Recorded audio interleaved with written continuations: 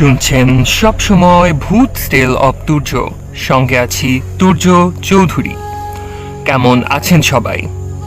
আমি আশা করছি আজকের পডকাস্ট যে যেখান থেকে শুনছেন সকলে ভালো আছেন, সুস্থ আছেন, মোস্ট ইম্পর্টেন্টলি একে অন্যের সাথে আছেন। আপনারা চাইলে আমাদেরকে ঘটনা পাঠাতে পারেন। আমাদের email address www.bhootstaleofturjo@gmail.com, which is BHOOTSTALEOFTURYA@gmail.com। আপনাদেরকে অসংখ্য ধন্যবাদ। আমরা আপনাদের থেকে ঘটনা পাচ্ছি, যেটি আমাদেরকে ভীষণ রকমভাবে অনুপ্রাণিত করছে এবং খুব দ্রুতই আমরা আপনাদের পাঠানো ঘটনাই আপনাদেরকে উপহার দিতে চলেছি। কিছু ফর্মাল অ্যাক্টিভিটিসের কারণে আমাদের দেরি হচ্ছে। যাই হোক, চলে যাচ্ছি আজকের এপিসোডে। আজকের এপিসোড কুয়োভূত। চলে যাচ্ছি ঘটনায়। আজকের ঘটনাটি একটি সংগ্রহকৃত ঘটনা। আজকের ঘটনাটি প্রায় 15 বছর আগের। এটি ঘটেছিল নাটোরের এক পুরাতন জমিদার বাড়ি সংলগ্ন একটি বাড়িতে। জমিদার বাড়িটি এখন আর আগের মতো নেই, বলতে গেলে শুধুমাত্র ভগ্নাবশেষই অবশিষ্ট রয়েছে এবং জমিদারের বংশধরেরা কেউই আর বাংলাদেশে থাকেন না। তাদের অধিকাংশই ইউরোপের এক একটি দেশে পার্মানেন্টলি সেটেল ডাউন। ওই ভগ্নাংশ এবং ওই ভগ্নাংশ অবশিষ্ট স্তূপের পাশে একটি বাড়িতে সাধারণ সাদামাটা একটি পরিবার বসবাস করত। সেই পরিবারেই ঘটে যায় এই ঘটনাটি। কোনো না কোনোভাবে ঘটনাক্রমে জমিদার বাড়ির কুয়োটি পড়ে যায় ঠিক পাশের এই সাদামাটা পরিবারের এই বাড়িটির সীমানার মধ্যে। এই কুয়োকে কেন্দ্র করেই আমাদের আজকের পডকাস্ট, কুয়ো ভূত।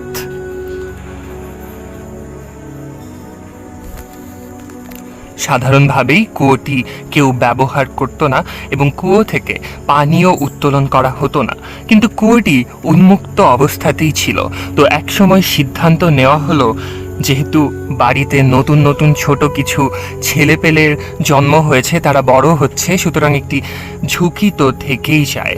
তাই কুয়োটিকে এবার বন্ধ করতে হবে। এবং যেই ভাবা সেই কাজ। বাড়ির লোকেরা মিলে সিদ্ধান্ত নিল যে কুয়োটির মুখে কোনো কিছু দিয়ে একেবারে আটকে দেবে এই কুয়োটি, যেহেতু কুয়োটি ব্যবহার করা হয় না। এবং সিদ্ধান্ত অনুযায়ী সেটি করা হলো। কুয়ো বন্ধ করার ঠিক পর দিনেই শুরু হয়ে গেল আসল ঘটনা। হঠাৎ করে রাত 12টার পর প্রায় সবাই ঘুমিয়ে পড়েছে। সে সময় তীব্র আওয়াজ আসতে লাগলো এবং একটা গুমগুম করা আওয়াজ। মনে হচ্ছিল মাটির নিচ থেকে কেউ বোধহয় দুর্মুষ করছে উপরের দিকে। এত তীব্র আওয়াজ এবং ভূমিকম্পের মতো কম্পন অনুভূত হচ্ছিল যে বাড়ির সকলের একসাথে ঘুম ভেঙে যায় এবং সবাই ছুটে বাইরে বেরিয়ে আসে, কারণ সবাই ভেবেছিল হয়তো ভূমিকম্প হচ্ছে। কিন্তু আশ্চর্য, বাইরে এসেও তারা লক্ষ্য করলেন আশপাশে সব কিছুতে ঠিকই আছে, কিন্তু ঠিক কুয়োর আশপাশটা নিয়ে এই রকমের তীব্র শব্দ এবং কম্পন তখনও অনুভূত হচ্ছিল। বাড়ির 2জন লোক সাহস করে সেদিকে এগিয়ে গেলেন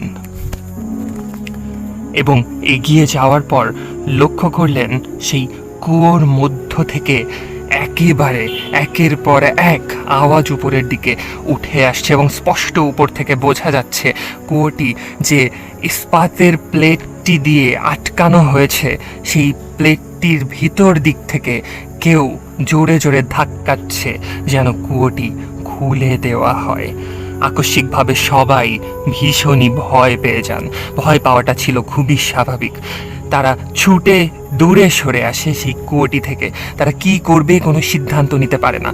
তারা বুঝতেই পারে নিশ্চয়ই এর মধ্যে কোনো জিন বা অশরীরীর অবস্থান রয়েছে। এবং এটিও পরিষ্কার যে এই জিন বা অশরীরী আত্মা এই কুয়োর মধ্যে আটকা পড়ে গেছে এবং সে বের হতে পারছে না বিধায় এই অবস্থা।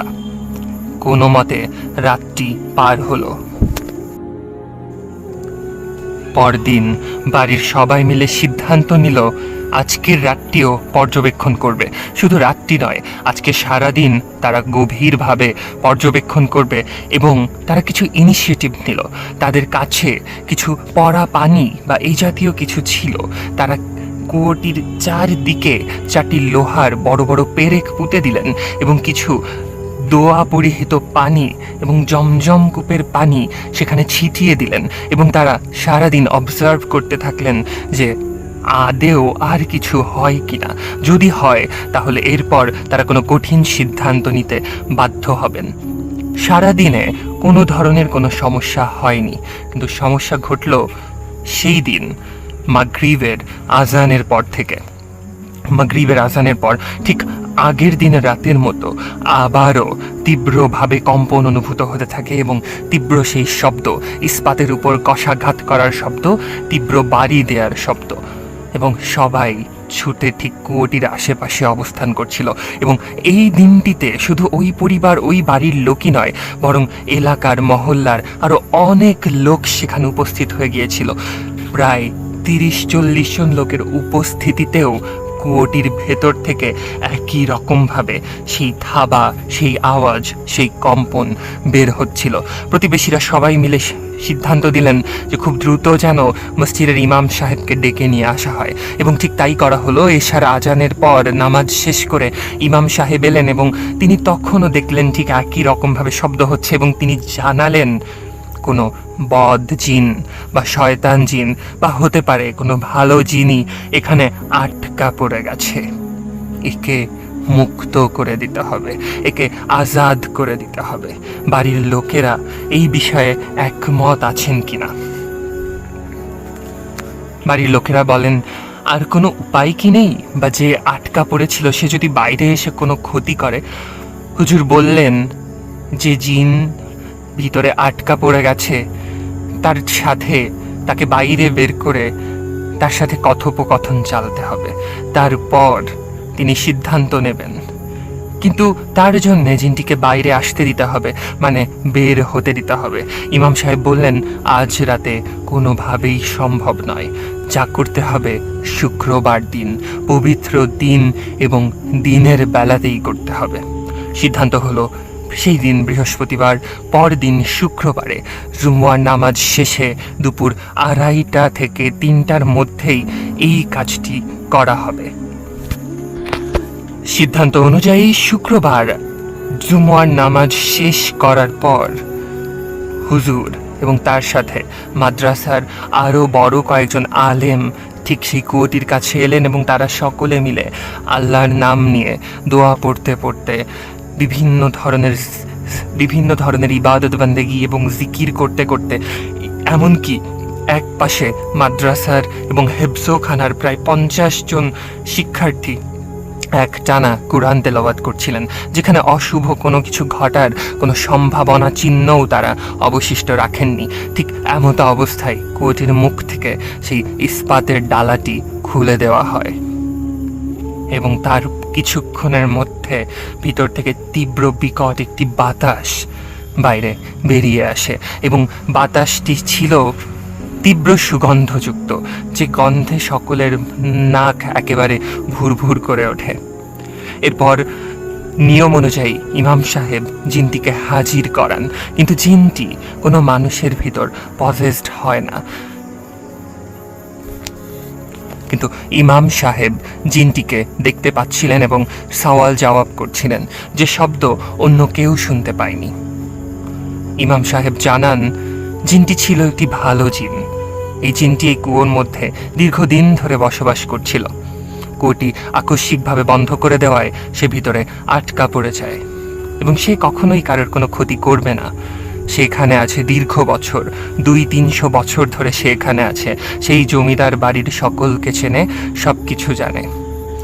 এবং জিনটি যে চলে যাচ্ছে, যাওয়ার সময় ঠিক ইমাম সাহেবের কথা অনুযায়ী ইমাম সাহেব যখন বললেন জিনটি চলে যাচ্ছে এবং চলে যাওয়ার সময় নারিকেল গাছের একেবারে কাঁচা একটি ডাল, নারিকেল গাছের পাতা সেটিকে ভেঙে দিয়ে যাবেন, এবং ইমাম সাহেব বলার পর ঠিক কিছুক্ষণের মধ্যে, কয়েক মুহূর্তের মধ্যেই নারিকেল গাছের একটি পাতা, ঠিক কাঁচা একটি পাতা যেটি সাধারণভাবে ভেঙে পড়ার কোনোই সম্ভাবনা নেই, ঠিক কিছুক্ষণের মধ্যেই সেটি ভেঙে পড়ল এবং সবাই নিশ্চিত হলো জিনটি এইখান থেকে বিদায় নিয়েছে।